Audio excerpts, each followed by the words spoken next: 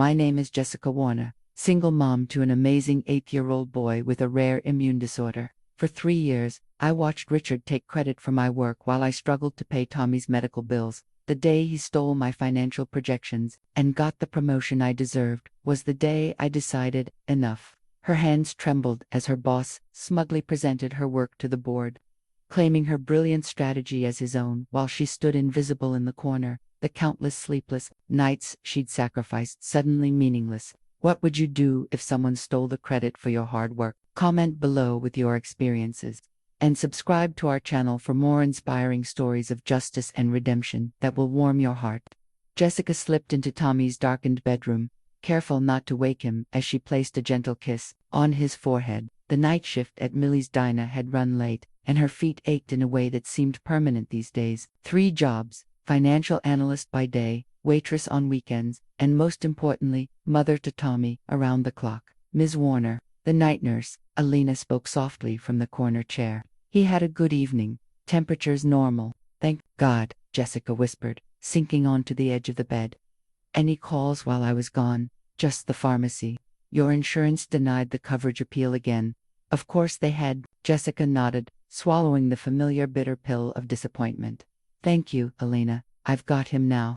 After Alina left, Jessica changed into worn pajamas and curled up in the recliner beside Tommy's bed. The medical equipment hummed softly, a lullaby she'd grown accustomed to since his diagnosis 3 years ago. Systemic juvenile idiopathic arthritis, a rare inflammatory disorder that attacked his joints, skin, and internal organs in unpredictable flares. Her phone buzzed with an email notification. Richard, sent at 11:47 p.m., need the quarterly projections redone with the parameters we discussed in the board meeting. On my desk by 9 a.m. The parameters they'd discussed.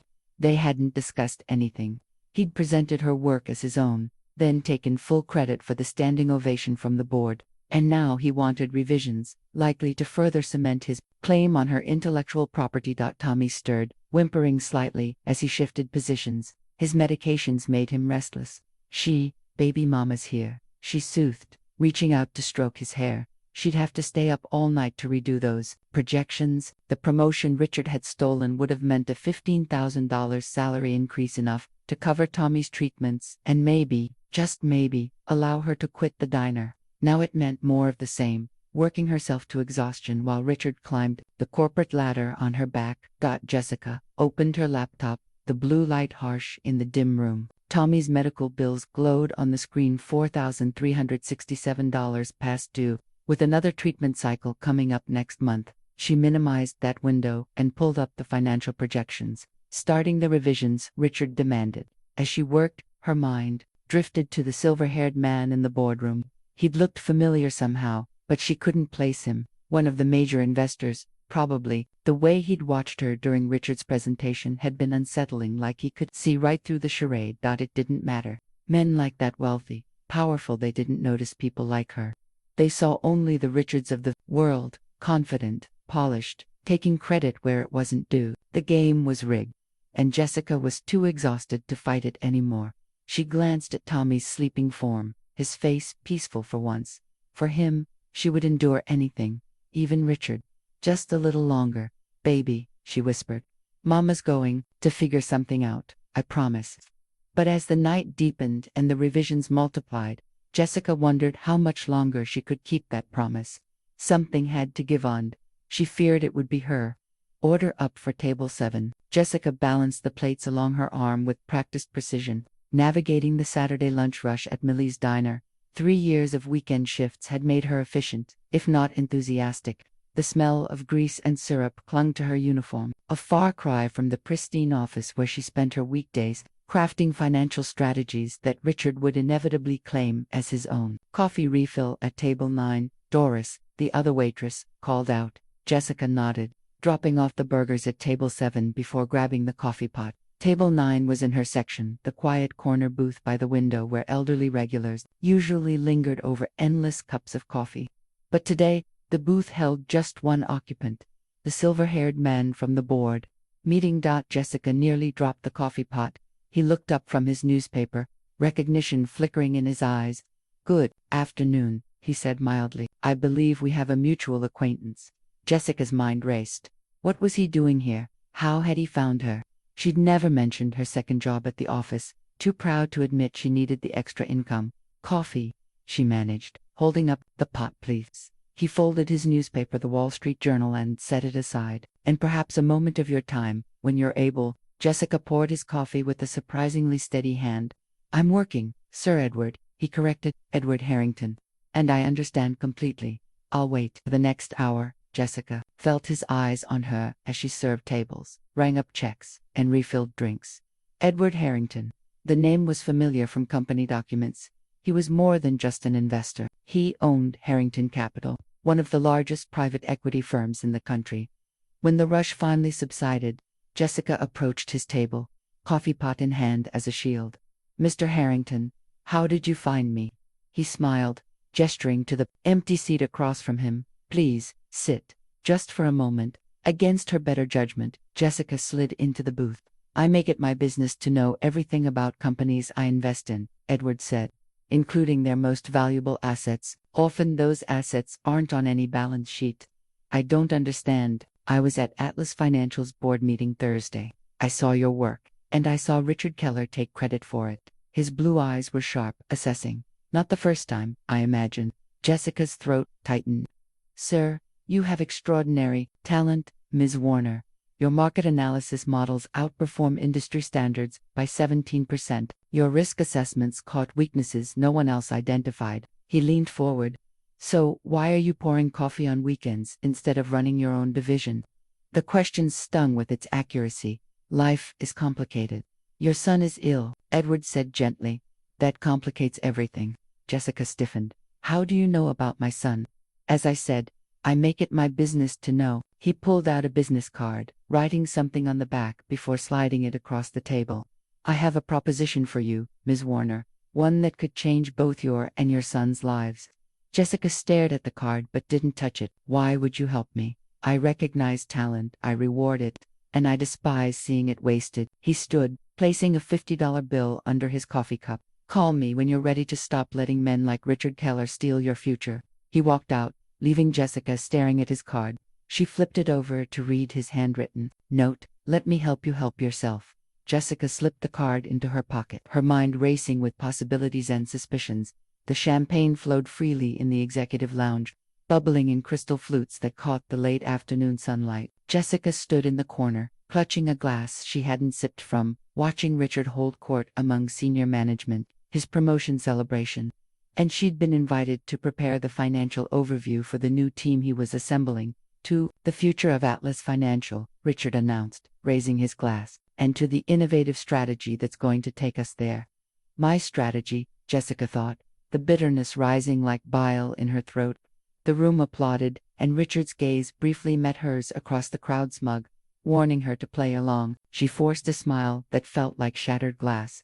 Jessica, there you are. Richard's voice boomed as he approached, slinging an arm around her shoulders for the benefit of the CEO watching from across the room. My right-hand analyst. Couldn't do it without her, folks. Congratulations, Richard, she managed, shrugging away from his touch. We need to talk about the department restructuring, he said, lowering his voice. I'm thinking we should reallocate some responsibilities, make things more efficient. Code 4, I'm going to dismantle your role and distribute your work to junior analysts who won't threaten me. Of course, Jessica replied. Whatever you think is best. His eyes narrowed, searching for insubordination, finding none in her carefully blank expression. My office, Monday morning. We'll hash out the details. When Richard moved on to schmooze the next executive, Jessica slipped away to the restroom, locking herself in a stall. She pulled out Edward Harrington's business card, staring at the embossed letters, the phone number, the handwritten note on the back. Let me help you help yourself. She'd spent the past 3 days researching him obsessively. Edward Harrington, 67, founder of Harrington Capital, net worth estimated at $3.2 billion.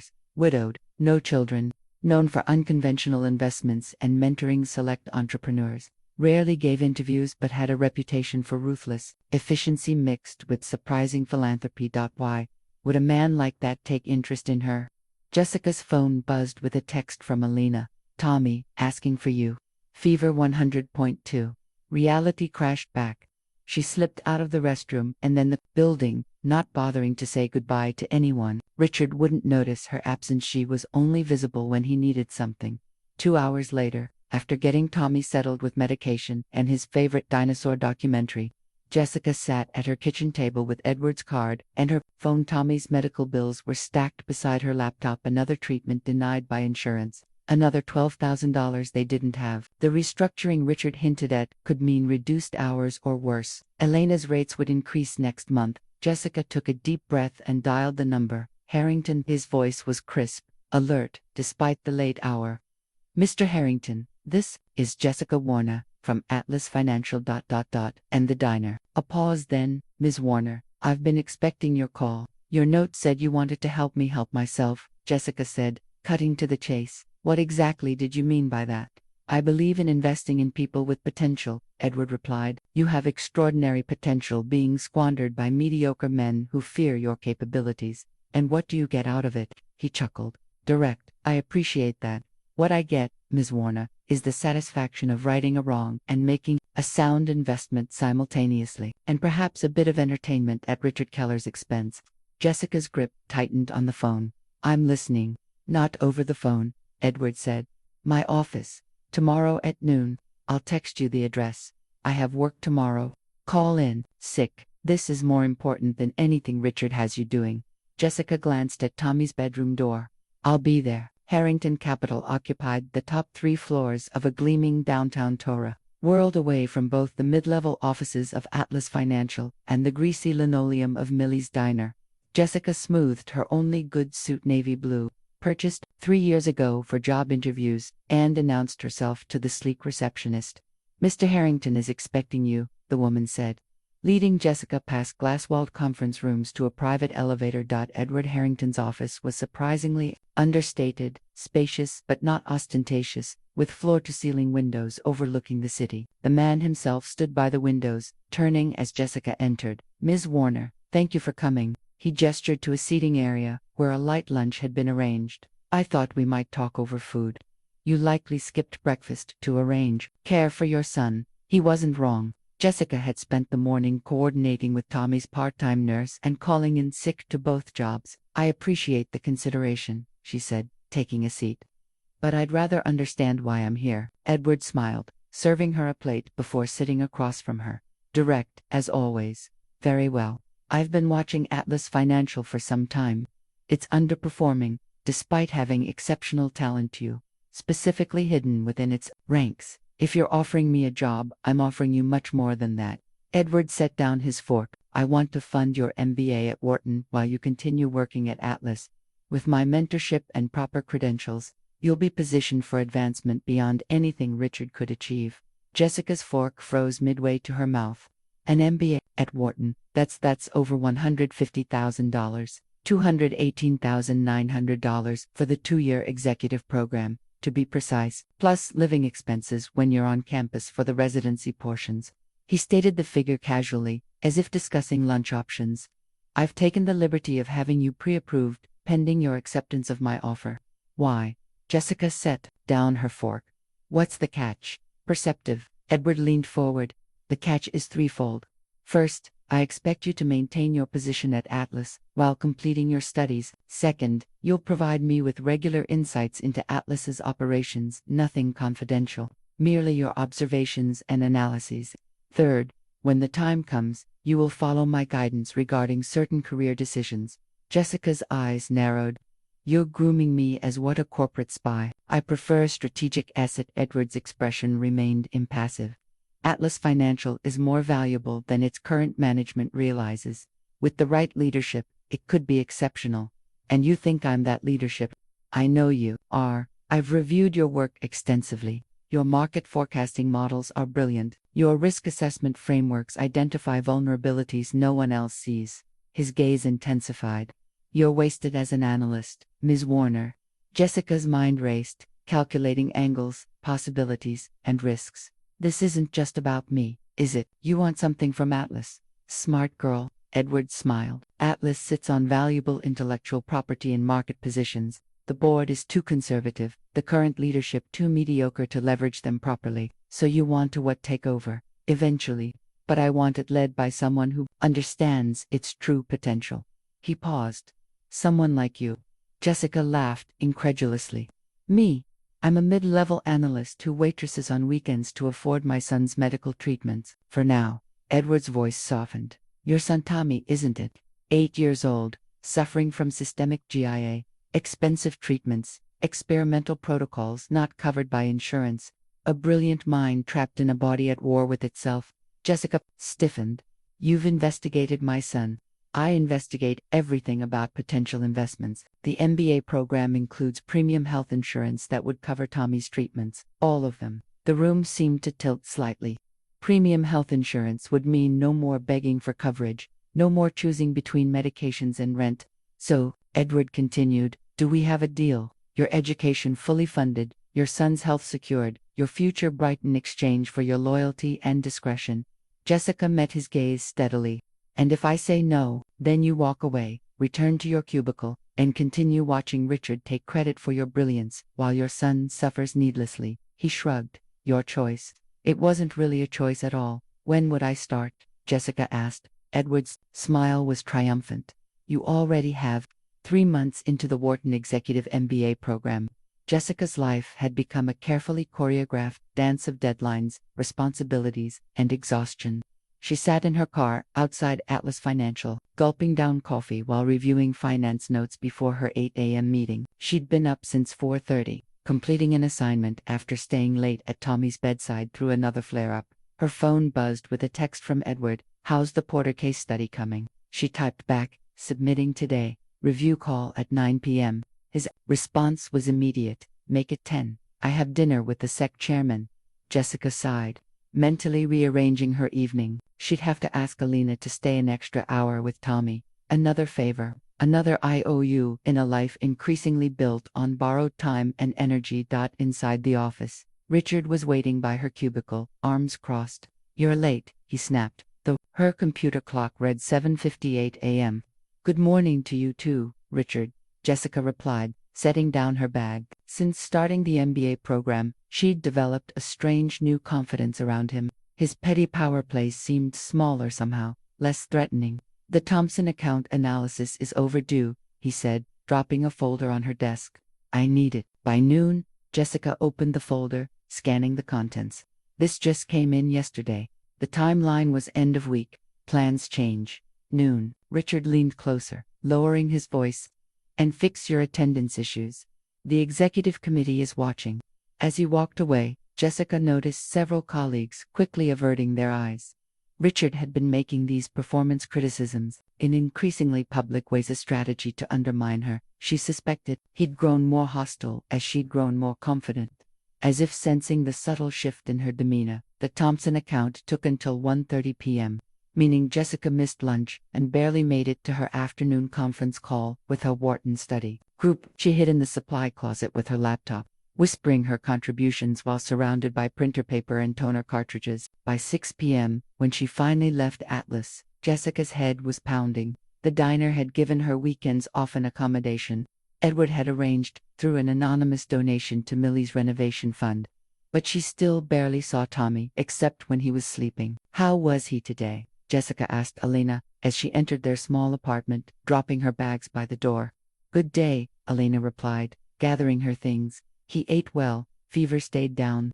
The new medication seems to be helping. The premium insurance from Wharton had indeed covered Tommy's experimental treatments. For the first time in years, he was showing real improvement worth every exhausting minute of Jessica's new schedule. Mama, Tommy's voice called from his bedroom. Jessica's fatigue melted away as she hurried to him. He was sitting up in bed, coloring on a tablet Edward had sent for educational purposes. The note had said, though the device came loaded with games and art programs that kept Tommy entertained during his homebound days. Hey buddy, Jessica said, sitting beside him and kissing his forehead. Watch your drawing. It's you, Tommy said, showing her a stick figure with impossibly long yellow hair and a blue suit, fighting the bad guys at work. Jessica laughed. There are no bad guys at work, honey. Tommy's face grew serious. Yes, there are. You said that man steals your work. That's what bad guys do, out of the mouths of babes. Jessica smoothed his hair back. Sometimes grown-up stuff is complicated. No, it's not. Tommy insisted. If someone takes your stuff, they're bad. If they're mean to you, they're bad. Jessica checked her watch. She had 30 minutes before she needed to prepare for her call with Edward. How about I read you a story before dinner? She offered. Tommy's face lit up. The dragon one. For 20 precious minutes, Jessica lost herself in the world of knights and dragons, her son warm against her side. These moments made the exhaustion worthwhile. Later, after Tommy was asleep and her call with Edward complete, Jessica collapsed into bed, setting her alarm for 4:30 a.m. Tomorrow would bring more of the same: work, study, Richard's antagonism, Edward's mentoring, Tommy's needs. Burning the candle at both ends wasn't sustainable, but it was necessary for now. Edward had promised this was just the beginning. Jessica had to believe him, because the alternative was too exhausting to contemplate. The call came at 2:17 a.m. Tommy's fever had spiked to 104, and Alina couldn't get it down. Jessica raced to the emergency room, still in her pajamas, heart hammering against her ribs. By dawn, they had stabilized him, but the doctors wanted to keep him for observation. A serious flare-up, possibly triggered by stress. I can't miss work today, Jessica told the pediatrician, her voice cracking with exhaustion and worry. There's a board presentation. Your son needs you here, Dr. Patel said firmly. Whatever it is, it can wait. But it couldn't. Richard was presenting their quarterly strategy to the board. Strategy Jessica had developed, research she'd conducted. She'd planned to be there, silent in the corner, as usual, but at least witnessing her work being presented. She called Richard at 7 a.m. Family emergency, she explained, watching Tommy's chest rise and fall in the hospital bed. My son's in the hospital. I won't make the board meeting today.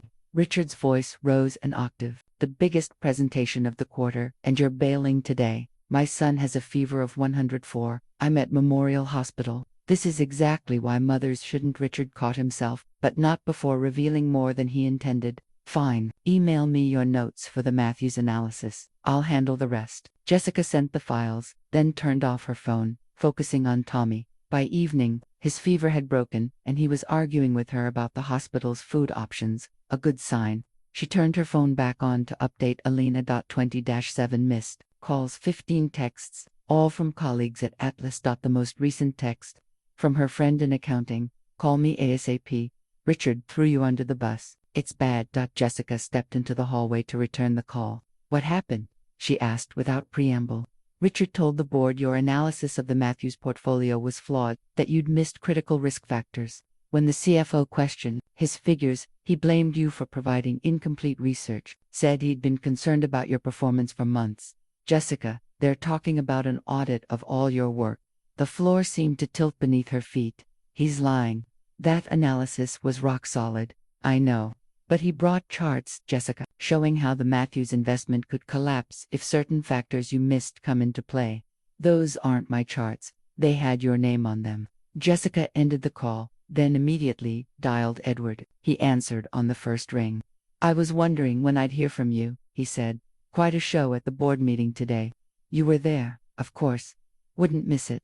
His voice was calm, almost amused. Richard made quite a compelling case for your professional incompetence. He falsified my work, Jessica hissed, keeping her voice low in the hospital corridor. He's setting me up to take a fall for something. Indeed, he is.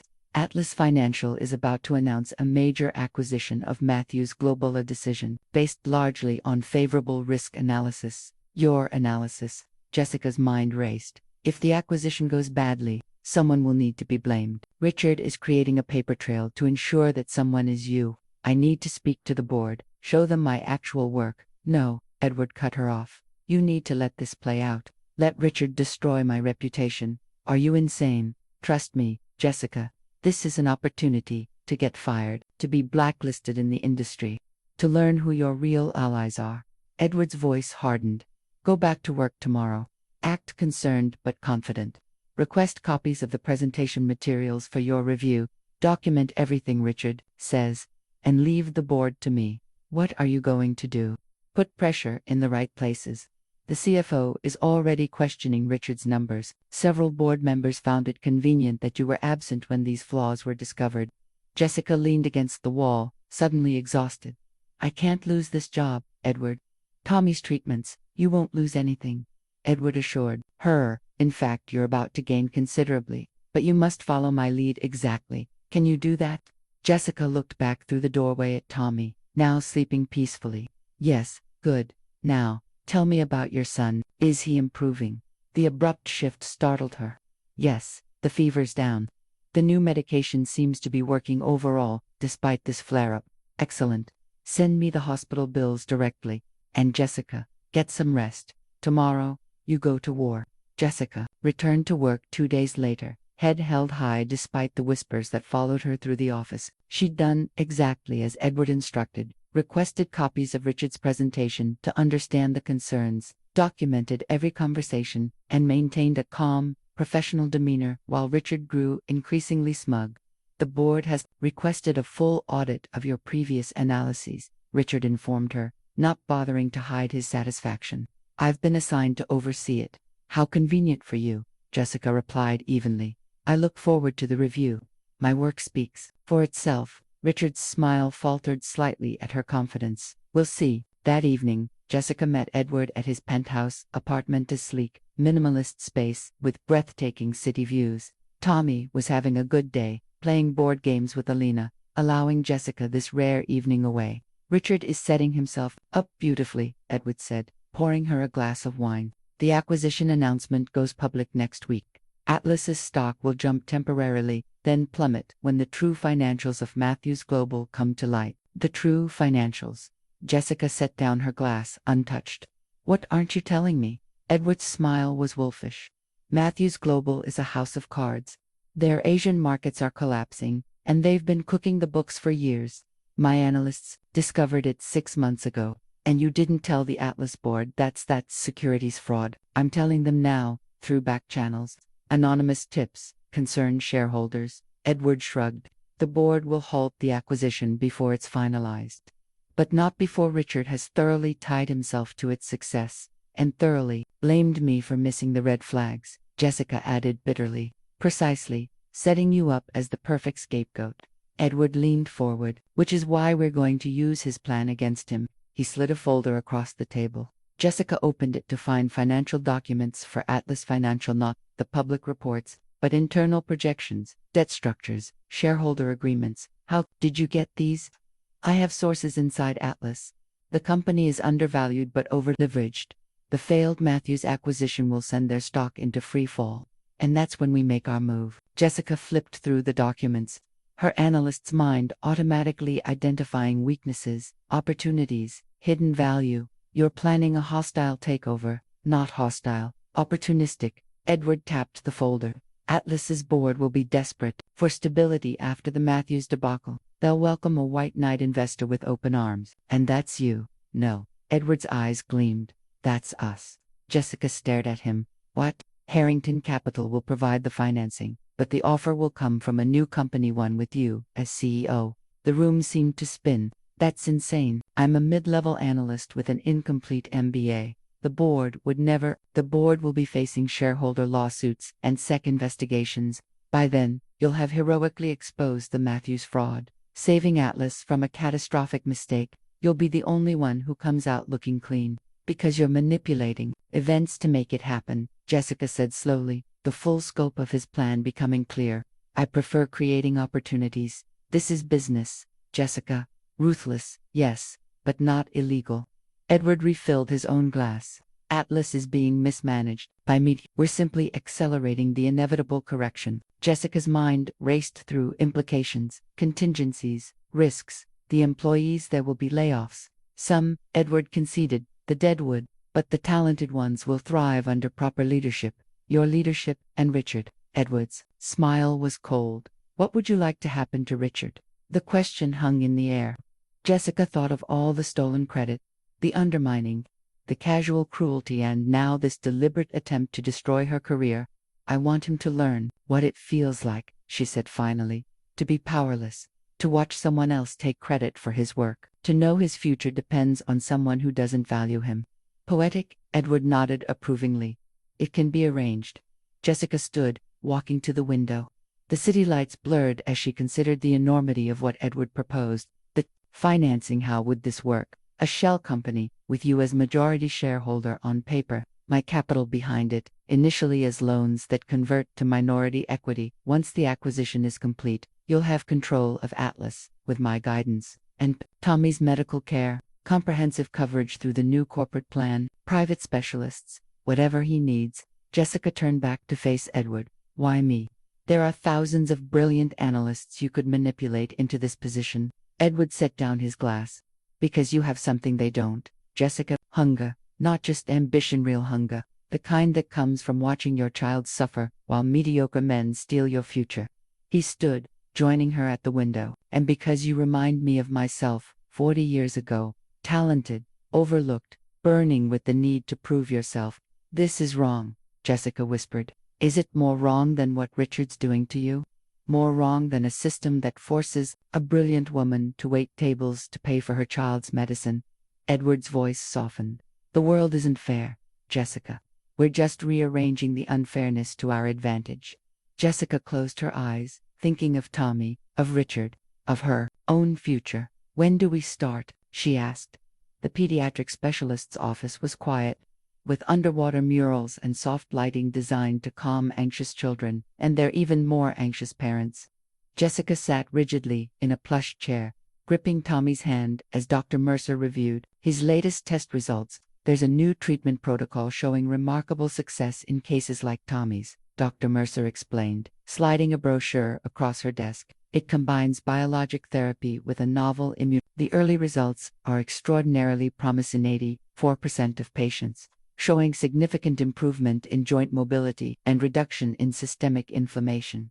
Hope surged through Jessica. That sounds incredible. It is, Dr. Mercer agreed, but there was always a but. The treatment is still in extended trials. It's not yet FDA approved for pediatric use, which means insurance won't cover it. Jessica finished, the familiar weight settling back onto her shoulders. Correct. And the out-of-pocket cost is substantial.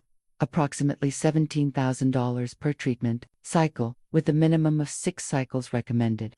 Jessica did the mental math. $102,000, more than her annual salary at Atlas Financial.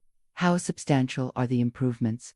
She asked, keeping her voice steady. For Tommy's sake. He was absorbed in a game on the tablet Edward had given him, but Jessica knew he absorbed everything, even when he seemed distracted. Dr. Mercer leaned forward. In some cases, complete remission. Children who were wheelchair-bound are playing sports again. Patients who suffered organ inflammation show normal function. It's not a cure, but it's the closest thing we've seen. Complete remission.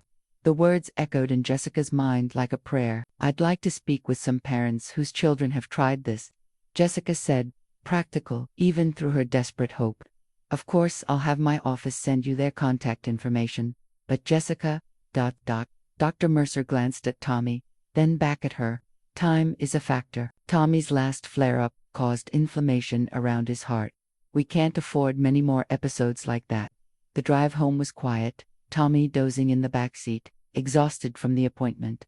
Jessica's mind raced, calculating, planning. The first phase of Edward's takeover plan was already in motion, with anonymous information about Matthews Global's financial improprieties being leaked to key board members, but the acquisition announcement was still weeks away. The eventual takeover months in the future. Tommy might not have months. Home. After settling Tommy with Elena, Jessica retreated to her tiny home office. Really, just a desk wedged into the corner of her bedroom and, called Edward. I need to pause the plan, she said without preamble. Pause. Edward's voice sharpened. Why? Jessica explained about the new treatment, the costs, the urgency. I need to focus on raising money for Tommy right now. The company takeover can wait. No, it cannot, Edward said flatly. Markets move, opportunities close. If we delay, the entire strategy collapses. My son's life is more important than your business strategy. Jessica. Edward's tone softened. I understand your concern, but consider. Once you control Atlas, you'll have the power to ensure Tommy receives every treatment available, or not. The company's premium executive health plan can be modified to cover precisely what he needs. That's months away. He needs this treatment now. A long silence stretched between them. Finally, Edward sighed. What if I advance you the money for Tommy's treatment? Consider it a loan against your future earnings as CEO. Jessica froze. You'd do that. I'm investing in you, Jessica. in your future. That includes ensuring your son has one. His voice became brisk, businesslike. I'll have the funds transferred to an account in your name tomorrow. Make the arrangements with Dr. Mercer immediately. Relief flooded through her, so intense she had to sit down. Thank you, Edward. I don't know how to. Don't thank me, he interrupted. This isn't charity, it's business. You'll pay me back by following the plan exactly as we've outlined. Understood? Yes, Jessica whispered. Understood. After ending the call, Jessica sat motionless, conflicting emotions washing over her. Gratitude, suspicion, hope, fear. Edward's loan would save Tommy, but it also tied her more tightly to his scheme exactly as he intended. She was sure. Was she making a deal with the devil? Perhaps, but she'd dance with the devil himself. If it meant watching her son run and play like other children. Jessica opened her laptop and began researching the treatment in earnest, reading medical journals, patient testimonials, clinical trial data. By midnight, she was convinced this was Tommy's best chance. She emailed Dr. Mercer to schedule the first treatment, then tiptoed into Tommy's room. He was sleeping peacefully for once, his Spider-Man nightlight casting a gentle red glow across his thin face. Jessica knelt beside his bed, stroking his hair gently. It's going to get better, baby, she whispered. Mama's going to fix everything. Tommy stirred slightly. Did you beat the bad guys yet? He mumbled sleepily. Jessica smiled through sudden tears. Not yet, but I will. I promise. As she closed his door, Jessica's phone buzzed with a text from Edward. First treatment scheduled for Thursday. Car will pick you up at 9 a.m. Everything arranged with Dr. Mercer. How did he already know? Jessica decided not to question it. Edward Harrington had resources and connections she couldn't begin to comprehend. All that mattered was that Tommy would get his treatment. The plan would continue. 2 days later, as the first medications flowed into Tommy's veins, Jessica watched his face, searching for any sign of improvement. It was too soon, of course, but as he smiled up at her, squeezing her hand, she felt something she hadn't experienced in years. Pure, unalloyed hope. Atlas Financial is pleased to announce the strategic acquisition of Matthews Global, expanding our market reach across Asia and Europe. The press release hit the financial wires on a Tuesday morning. By Wednesday afternoon, Atlas's stock had jumped 12%. Richard strutted through the office like a conquering hero, accepting congratulations for the deal he'd spearheaded. Jessica watched it all unfold from her cubicle, a sense of eerie calm settling over her. She knew what was coming. On Thursday, an anonymous whistleblower report landed on the desks of 3 key board members, detailing accounting irregularities at Matthews Global. By Friday, the SEC had opened an informal inquiry. Atlas's stock began to wobble. Ms. Warner, the CFO would like to see you immediately, Richard's assistant announced, looking pale. In the CFO's corner office, Jessica found a grim-faced executive team. You prepared the initial risk analysis on Matthews, correct? The CFO asked without preamble. I provided data to Richard, Jessica replied carefully. The final analysis presented to the board was his work. That's not true, Richard interjected, face flushed. She conducted the core analysis. Any errors are her responsibility. Interesting, Jessica said calmly, pulling a folder from her bag. Because I have copies of my original reports here, with significant differences from what was presented to the board. She laid out side-by-side comparisons. My analysis flagged concerns about Matthews' Asia-Pacific holdings and recommended deeper due diligence before proceeding. The room fell silent as the executives reviewed the documents. Richard, the CFO prompted. She's lying, Richard sputtered. She's trying to cover herself now that problems are emerging. These reports are date-stamped and logged in our system, Jessica pointed out. The metadata shows when they were created and modified. I'd be happy to let IT verify their authenticity. By Monday, Atlas's stock was in free fall. The Matthews acquisition was officially under review. Richard was placed on administrative leave pending investigation. Edward called Jessica that evening. You played your part beautifully, he said. The board is panicking, looking for someone to blame. Richard's the obvious scapegoat, Jessica replied, watching Tommy build a Lego spaceship on the living room floor. The new treatments were working. His joints were less swollen, his energy returning, but he'll try to deflect onto me. Let him try, Edward said confidently. You've documented everything. Besides, the board has bigger concerns now. Atlas's stock has dropped 28% in 3 days. Shareholders are demanding action. When do we make our move? Next week. The shell company paperwork is ready. Warner Strategic Partners has a nice ring to it, doesn't it? It sounds ridiculous, Jessica admitted. No one will believe I have the capital to acquire Atlas. They don't need to know where the capital comes from, only that it exists, and it will. Edward's voice softened slightly. How's Tommy responding to the new treatment? Incredibly well, Jessica said, emotion catching in her throat. He's built 3 Lego sets today.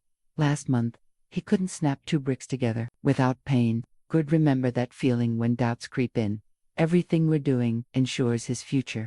The following week was a blur of meetings with attorneys, financial advisors, and Edward's team. Jessica took a week of vacation from Atlas, claiming she needed time to prepare her defense against Richard's accusations. In reality, she was preparing to buy the company. Warner Strategic Partners submitted its offer on a Thursday, $28 per share, a 15% premium over Atlas's now depressed stock price, contingent on board approval and immediate management changes. The board meeting is tomorrow morning, Edward informed her. They'll review the offer then. You should prepare for significant life changes, Jessica. She looked around her small apartment, at the second-hand furniture and medical equipment that had defined her existence for so long. I'm ready, she said, and for the first time, she truly believed it. The Atlas financial lobby buzzed with tension as employees gathered for the emergency all-hands meeting. Rumors had swirled all morning: bankruptcy, mass layoffs, a merger. Jessica stood at the back, dressed in a new charcoal suit that Edward's stylist had selected. Her hair was professionally styled, her posture confident, though her heart raced beneath her calm exterior. What's happening? Whispered Megan from accounting, sidling up beside her. Have you heard anything? Jessica offered a non-committal smile. We'll know soon enough. The CEO appeared at the front of the room, flanked by board members. Their grim expressions sent a fresh wave of anxiety through the crowd.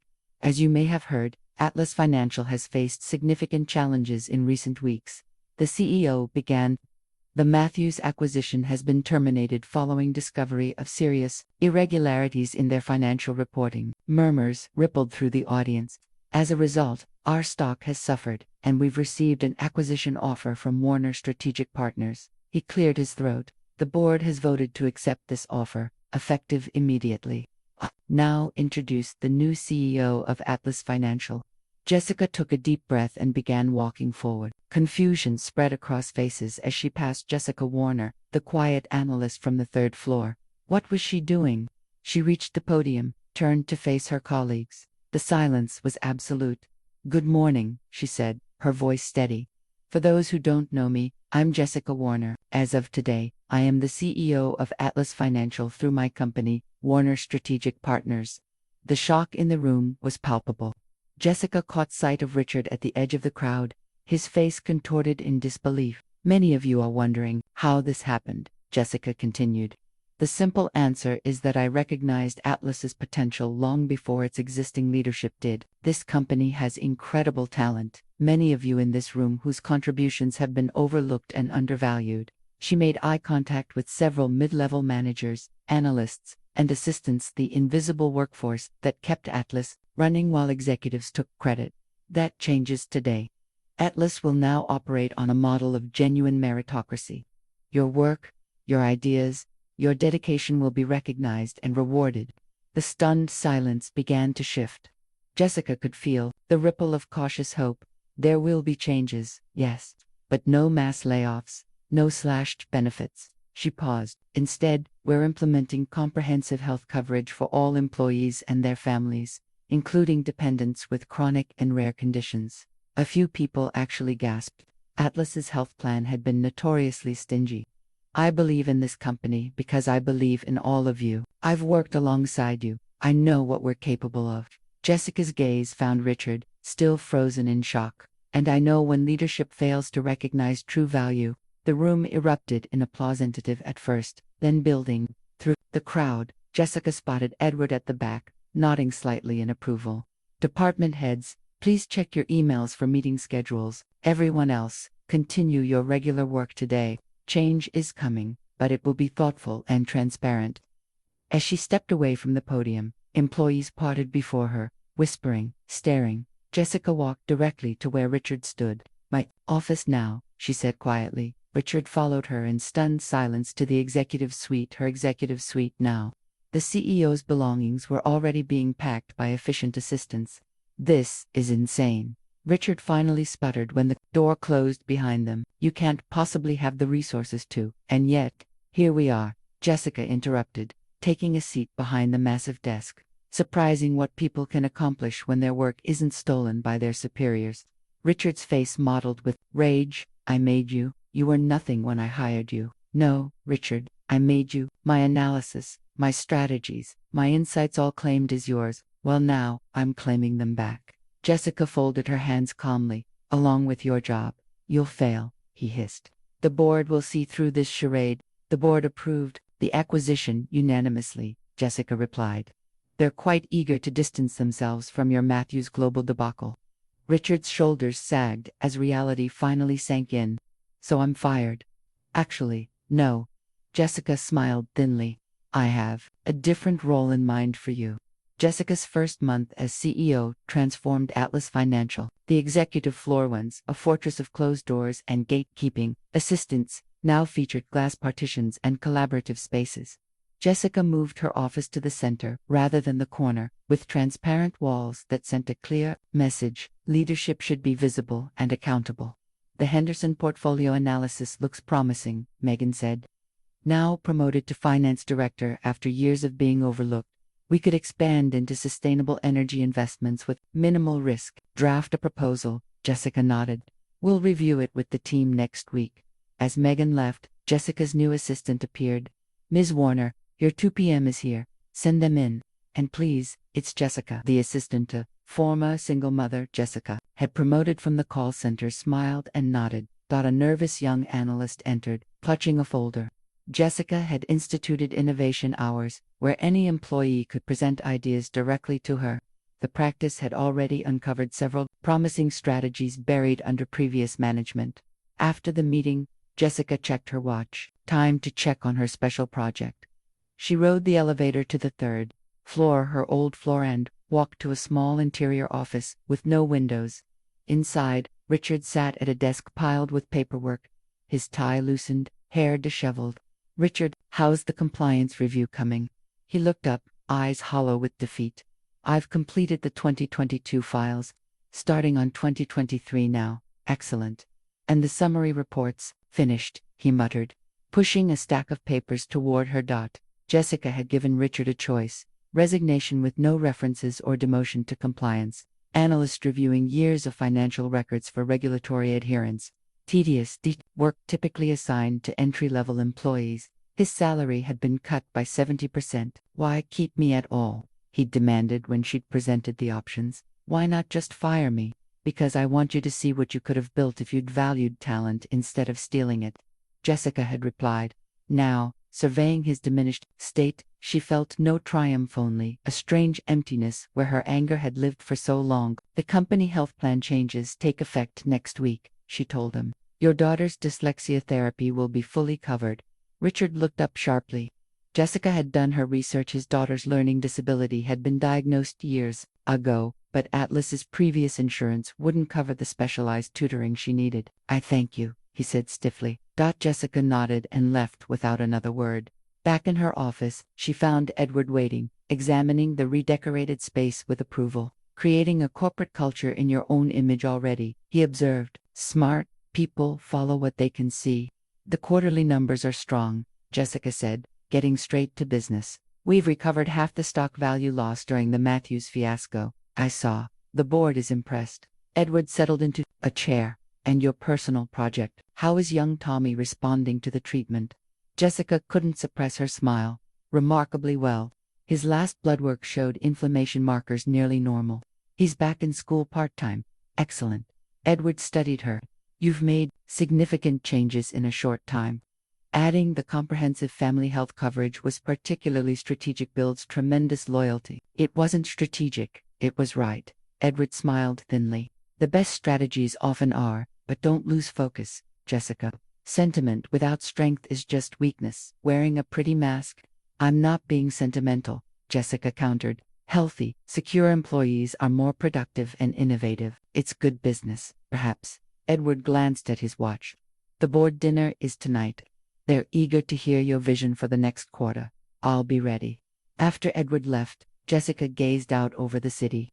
In just 1 month, her life had transformed completely. The cramped apartment had been replaced by a spacious penthouse.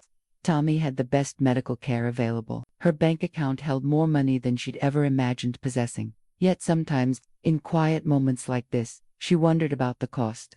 Not financial. Edward's investment was already showing returns, but personal. Had she compromised herself, become someone else in her quest for justice? Jessica's phone buzzed with a text from Tommy's new private nurse. Great day at school. No pain. Made a new friend. Can't wait to tell you about it. She smiled, doubts receding. Whatever the cost, Tommy's future was worth it.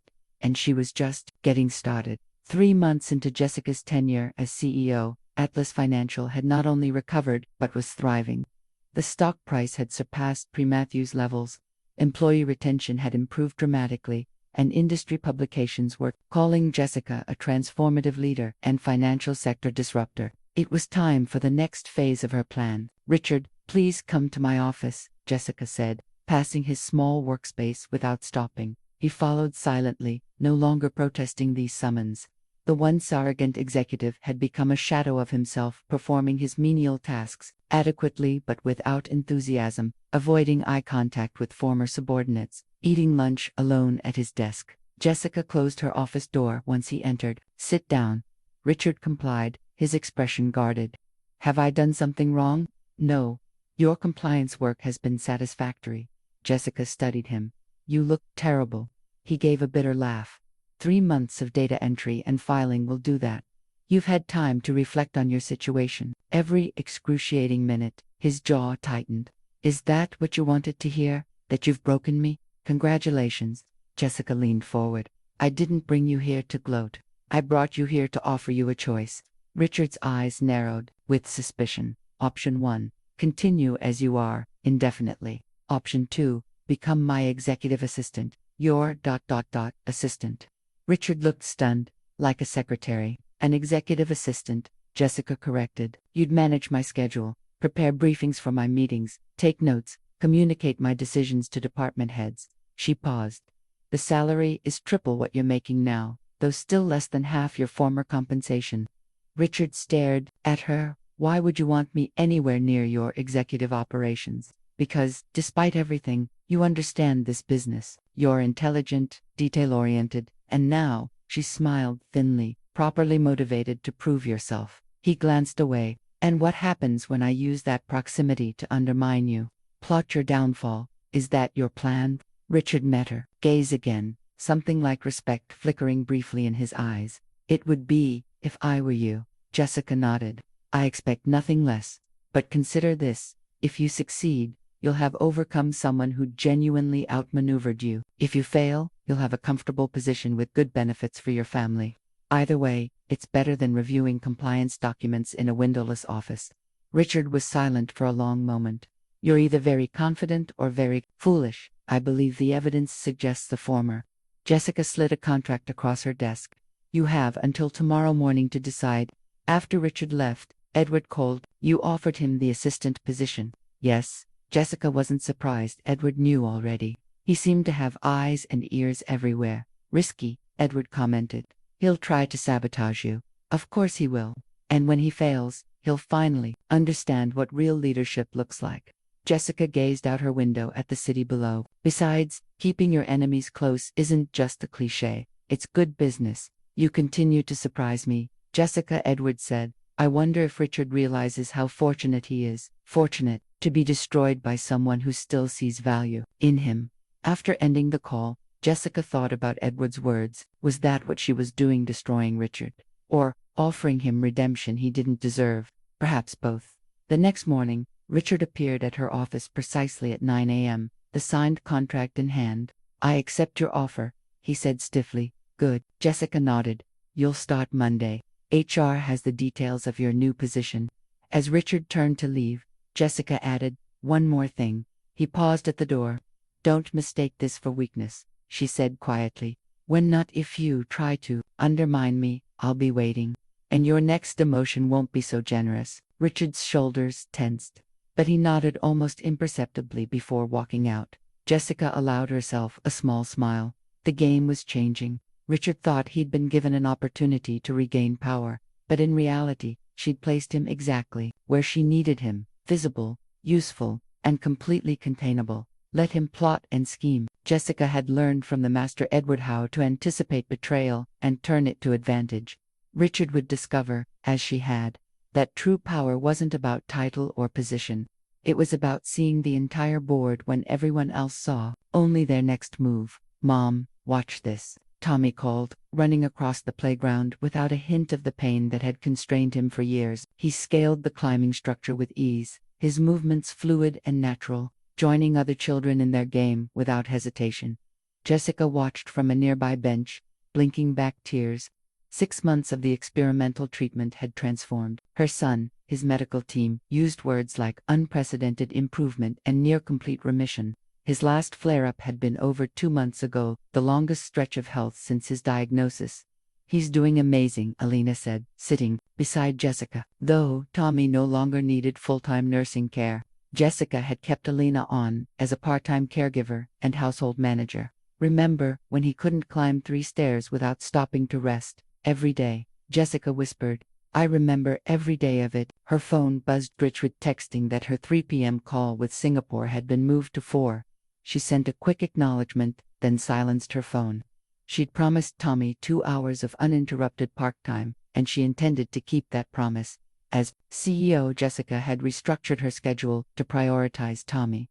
She worked intensely from 7 a.m. to 3 p.m., took a break for Tommy's after-school hours, then handled international calls and emails after he went to bed. Her executive team had initially been skeptical, but productivity had actually improved under the new rhythm. "You've changed too, you know," Alina observed. "Not just your circumstances. You."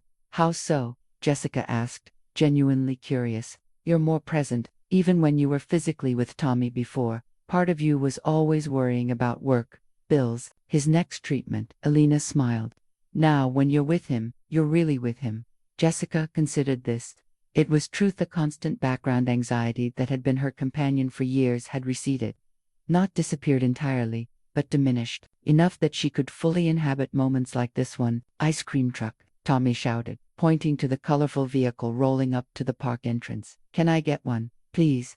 "Of course," Jessica laughed. "Get me a chocolate one." As Tommy raced toward the truck with Alina following, Jessica's phone buzzed again. "Edward this time." "How's the boy?" he asked when she answered. "Remarkable," Jessica replied.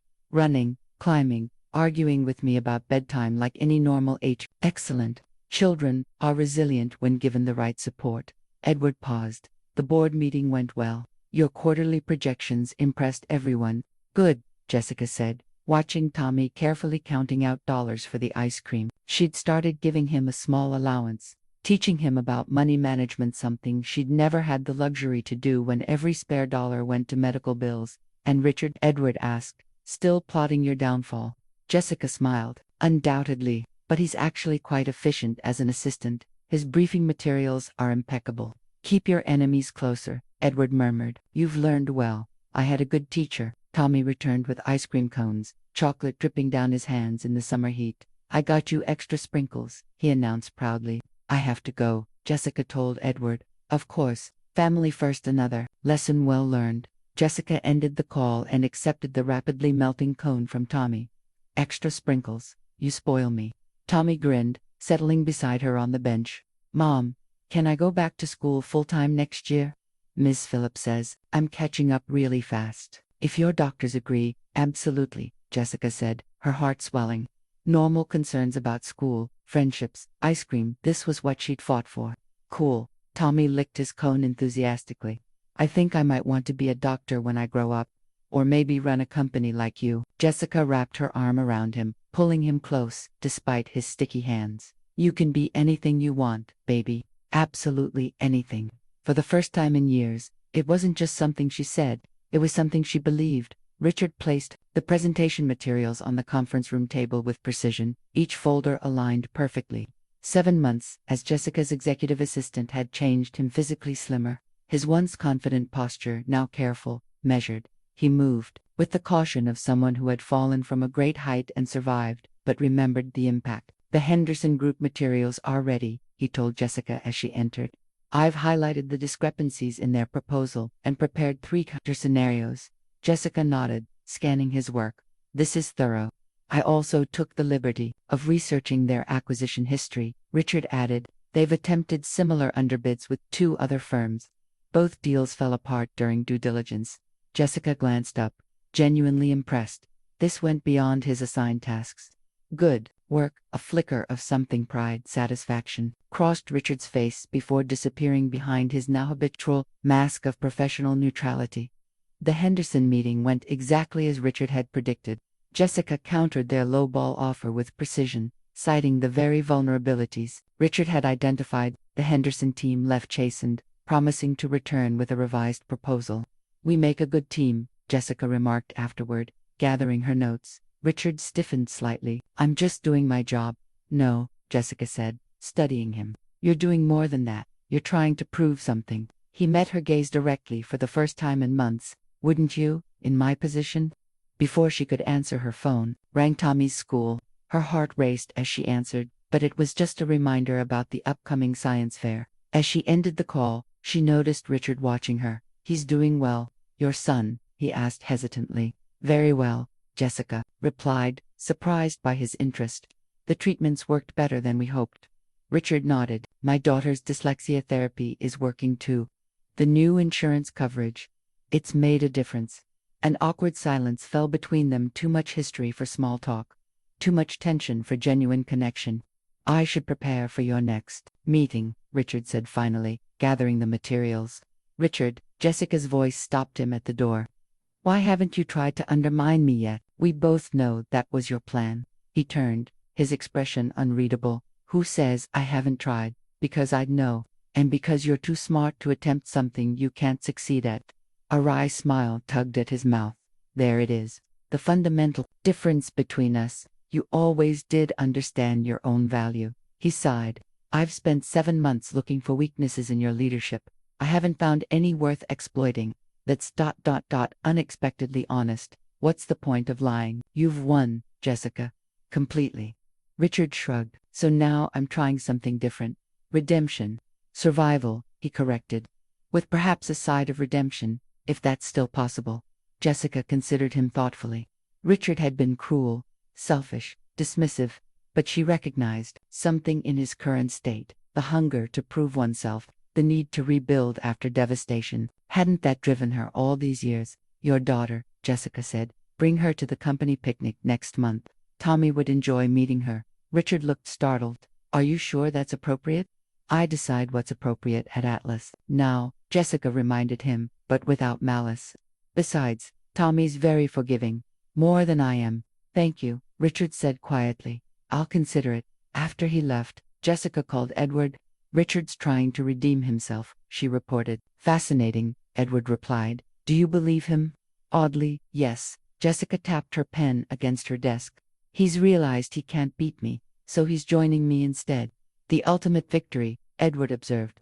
"Not just taking his power, but earning his respect." "I don't need his respect," Jessica said automatically. "No," Edward agreed. "But it's satisfying nonetheless, isn't it?"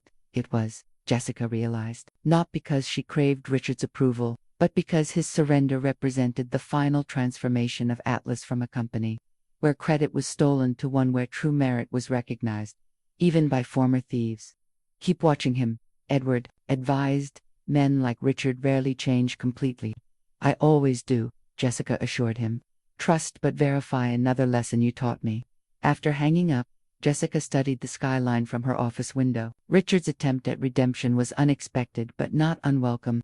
Everyone deserved a second chance. Hadn't she built her entire new life on that principle? But Edward was right. She would watch and wait. Trust was earned, not given. Richard had a long road ahead before she would truly believe in his transformation. The emergency alert came at 3:17 a.m. Atlas's Asian markets trading platform had crashed completely, with billions in transactions frozen mid-process. Jessica was in her home office within minutes, phone pressed to her ear, Laptop open to damage reports. How bad? She demanded. Catastrophic. Her CTO replied grimly. The entire authentication system is down. Clients can't access accounts. Trades aren't executing. And we're bleeding money by the second. I'm on my way in. Assemble the crisis team. By 4 a.m., Atlas's executive floor blazed with light as bleary-eyed leaders hunched over terminals. The situation was deteriorating. Asian markets were in full swing. European markets opening soon, and Atlas clients couldn't move their money. We need to migrate to the backup system, the CTO argued. The backup is compromised too, the security lead countered. This looks deliberate. Someone knew exactly where to hit us. Jessica surveyed the room, mind racing. Options. I need options now. The elevator dinged, and Richard hurried in, still buttoning his shirt. I came as soon as I got the alert. Jessica raised an eyebrow. Executive assistants weren't typically part of crisis response teams. I built the original authentication architecture, Richard explained, reading her expression. Before your time, I might see something others miss. Jessica nodded sharply. Work with the security team. Find the vulnerability. For the next 2 hours, the crisis deepened. News was spreading. Financial blogs reported the outage. Competitors circled like sharks, and Atlas's stock futures plummeted in pre-market trading. We need to issue a statement, the communications director insisted. Clients are panicking. Not until we understand the problem, Jessica countered. I won't make promises we can't keep. Richard approached, dark circles under his eyes. I think I found something. The attack exploited a legacy integration point code from before the system upgrade last year. Can we patch it? Not quickly enough, Richard hesitated. But there's another way. A side-channel authentication process I built as a contingency. Years ago. It's limited but functional. Why wasn't this documented? The CTO demanded. Because Richard looked uncomfortable. I designed it as a backdoor, for personal use. The room fell silent. Richard had created a secret access route into the company's most sensitive systems, a stunning admission of past misconduct. Jessica studied him. Will it work? Yes, it can process critical transactions while we rebuild the main system. But you'd need to trust me with root access to implement it. The unspoken implications hung heavy. Richard, who had every reason to sabotage Jessica, would temporarily hold the keys to the kingdom. Do it, Jessica decided. Show the team exactly how this backdoor works while you implement it. Richard nodded, relief and something like gratitude flashing across his face. By noon, the crisis had stabilized. Richard's solution had worked, providing limited but functional access while the team repaired the main system. The stock had recovered most of its losses once Atlas announced the situation was under control. Jessica found Richard alone in the break room, staring into a cup of cold coffee. That backdoor could have cost you your job, she observed, pouring herself tea. Why admit to it? Because the company was more important than my pride. He looked up at her. Something I learned from you, ironically. Jessica sat across from him. You could have used this crisis to damage me. The board might have questioned my leadership, yes, but you didn't. Richard set down his cup. Would you believe I've changed? I'm starting to, Jessica admitted. When you demoted me, I plotted revenge every day, Richard said quietly. But then I watched you really lead, not just take credit for others' work. You built something I never could have, he shrugged. At some point, resentment became respect. Jessica considered his words. The backdoor move it once the crisis is fully resolved. Already done, Richard said.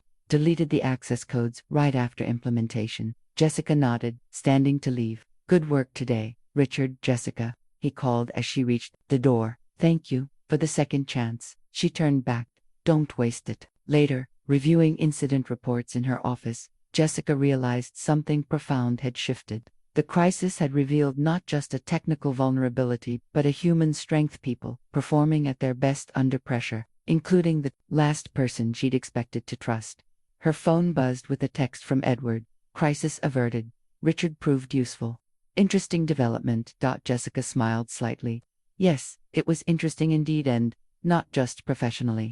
She was discovering that true victory wasn't crushing your enemies, it was transforming them into allies. 1 year after Jessica's takeover, Atlas Financial held its annual shareholders meeting in the grand ballroom of the Meridian Hotel. The room buzzed with energy. Atlas's stock had doubled over the past year, outperforming every competitor in the sector. Jessica stood at the podium, surveying the crowd. Edward sat in the front row, a slight smile playing on his lips. The board members flanked him, their initial skepticism long replaced by enthusiastic support. Richard stood unobtrusively at the side of the stage, tablet in hand, ready to assist with the presentation. 1 year ago, Jessica began, I promised to transform Atlas into a company that recognizes and rewards true talent at every level. Today, our results speak for themselves. The screens behind her displayed the impressive numbers: revenue growth, market expansion, employee retention, at record highs. But numbers tell only part of the story, Jessica continued. The real transformation is in our culture. Atlas now leads the industry in family leave benefits, educational support, and medical coverage. We've launched mentorship programs for underrepresented groups in finance, and today, I'm proud to announce the Atlas Future Fund, a scholarship program for children of single parents pursuing careers in financial services. Applause rippled through the audience. Business publications had initially questioned Jessica's soft policies, predicting they would undermine profitability. Instead, they had created unprecedented loyalty and productivity.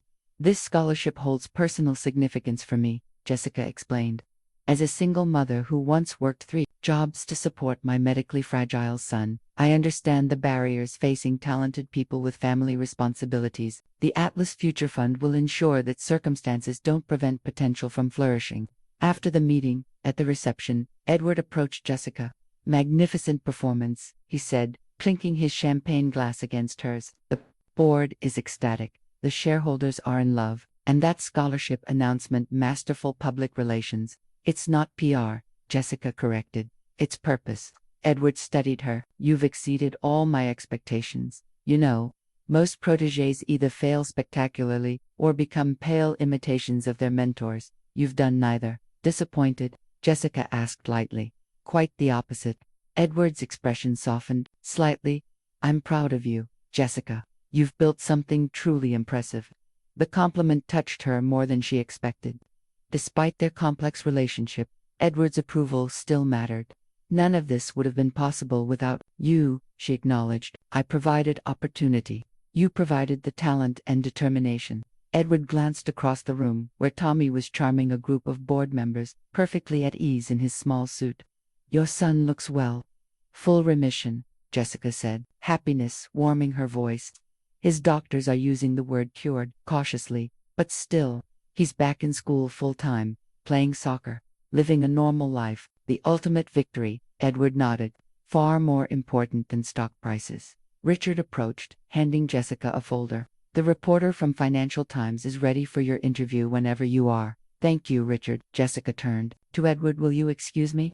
Edward nodded, but as she turned to leave, he added quietly, don't forget our agreement, Jessica.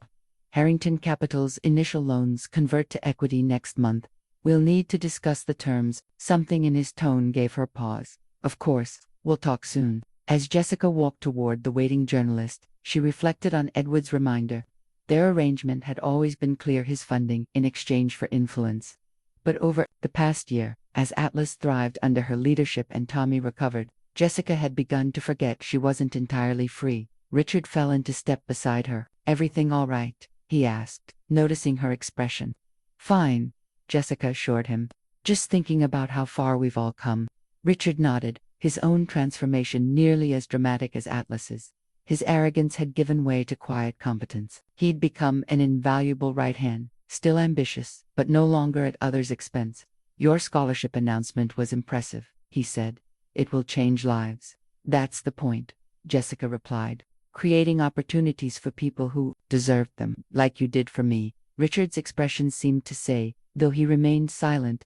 Jessica squared her shoulders as they approached the journalist. The past year had been about proving herself to the board, to Richard, to Edward, perhaps even to herself. She had succeeded beyond her wildest dreams. But as Edward's gentle reminder echoed in her mind, Jessica recognized that her journey wasn't complete. She had won her independence from Richard, but not yet from Edward. That would be the next chapter. Mom, we're going to be late, Tommy called, adjusting his tie in the mirror. At 9 years old, he stood taller and stronger than anyone had thought possible 2 years ago, his formerly pale face now full of color and life. Just 1 minute, Jessica answered, reviewing the speech on her tablet one last time before slipping it into her bag. Today marked the official launch of the Atlas Future Fund, with the first 10 scholarship recipients being announced at a ceremony downtown. As their driver navigated morning traffic, Tommy chattered excitedly about his science project and soccer tournament. Jessica listened, marveling at the normalcy they'd achieved: morning rushes, school activities, weekend plans that didn't revolve around hospital visits. "Will Mr. Edward be there today?" Tommy asked suddenly. "No, honey. Mr. Edward is in London, on business." Jessica kept her tone neutral, though her relationship with Edward had grown complicated in recent months. When his loans had converted to equity as planned, Edward had begun pushing for more aggressive expansion, higher profit margins, reduced benefits, a vision increasingly at odds with Jessica's leadership philosophy. "I like your way better," he'd told her during their most recent disagreement. "But the business needs my way." The ceremony space was packed when they arrived: scholarship applicants and their families, Atlas employees, media, community leaders.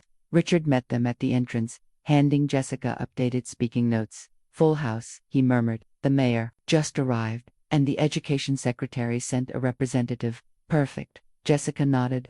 "Tommy, why don't you sit with Richard during my speech?" Tommy agreed. Happily, he'd grown fond of Richard over the past year, especially after meeting his daughter Sophia, who had become something of a big sister figure to him. As Jessica took the stage to thunderous applause, she scanned the audience. So many faces she recognized: employees whose careers she'd advanced, families benefiting from Atlas's healthcare coverage, even some former colleagues from Millie's Diner, specially invited for the occasion. "2 years ago," Jessica began, "I was a single mother working multiple jobs to afford my son's medical treatments. Today, I stand before you as CEO of Atlas Financial. But I never forget where I came from, or the barriers that almost prevented me from reaching my potential." She described the scholarship program in detail: full tuition for business or finance degrees, living stipends, guaranteed internships at Atlas, mentorship from executives. "Today we award the first 10 scholarships, but this is just the beginning," Jessica announced. "I'm personally committing $10 million to expand this program nationwide over the next 5 years." The applause was deafening. This was more than corporate philanthropy. Was Jessica's personal fortune being reinvested in others like her former self? After the ceremony, as the scholarship recipients and their families celebrated, Jessica felt a presence beside her. Edward had arrived unannounced, impeccably dressed as always. "Quite a show," he said, accepting a champagne flute from a passing waiter. "Though I don't recall the board approving a nationwide expansion." "The 10 million is mine, not Atlas's," Jessica clarified. "I can spend my own money as I choose." Edward studied her. "Indeed you can. Though I wonder if your resources might be better deployed in our Asian expansion." "We've discussed this, Edward. Atlas is expanding at a sustainable pace that doesn't sacrifice our values." "Values don't pay dividends," Edward replied mildly. "Our stock performance suggests otherwise." Jessica met his gaze directly. "I appreciate everything you've done for me, for us." She nodded toward Tommy, who was showing Richard something on his phone. "But Atlas is my company now. I've repaid your initial investment 3 times over." "Business isn't about repayment, Jessica. It's about partnership." Edward sipped his champagne. "And I'm not quite ready to end ours." "I am," Jessica said quietly. "I'm prepared to buy out Harrington Capital's remaining stake in Atlas. My lawyers have drawn up the offer." Edward's eyebrows rose. "Have they indeed? And where would you secure such financing?" "I have my own investors now." Jessica smiled slightly. "It seems I've become a valuable asset in my own right." For a moment, Edward looked genuinely surprised. Then he laughed, a rare sound of genuine amusement. "You've outgrown me completely, haven't you? My own creation, now dismantling my influence." "Not your creation," Jessica corrected gently. "Your investment. There's a difference." Edward considered her thoughtfully. "You know, when I spotted you in that boardroom 2 years ago, watching Richard steal your work, I saw something familiar myself. At your age, full of talent and rage, needing just one opportunity. You gave me that opportunity," Jessica acknowledged. "I'll always be grateful. But now you want independence. Complete independence." Jessica confirmed. Edward nodded slowly, something like pride flickering in his eyes. "Well then, have your lawyers send over the proposal. I'll consider it." As he walked away, Richard approached. Everything okay? Yes, Jessica said, watching Edward disappear into the crowd, just closing one chapter and opening another. Later, that evening, as Jessica tucked Tommy into bed, he asked sleepily, "Are you happy, Mom?" The question caught her by surprise. "Yes, baby, very happy." "Why do you ask?" "Because you worked so hard to fix everything." Tommy yawned. "You beat the bad guys and made things better." Jessica smiled, smoothing his hair. "Life isn't really about bad guys and good guys, Tommy. Everyone's just trying to do their best with what they have. Even Richard, even though he stole your work, even Richard," Jessica confirmed. "People can change when given the chance to be better. Like in my superhero comics." Tommy nodded seriously. "Redemption arcs."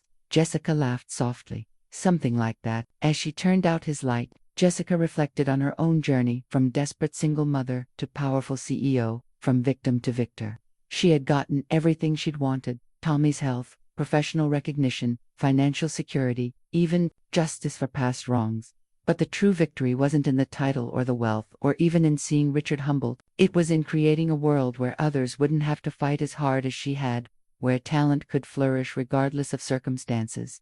That was her legacy. Not revenge, but redemption. For herself, for Richard, and for all who would follow in her footsteps. "Sweet dreams, Tommy," she whispered. "You too, Mom," he murmured back. "I love you." "I love you more," Jessica replied, closing his door softly. "More than you'll ever know."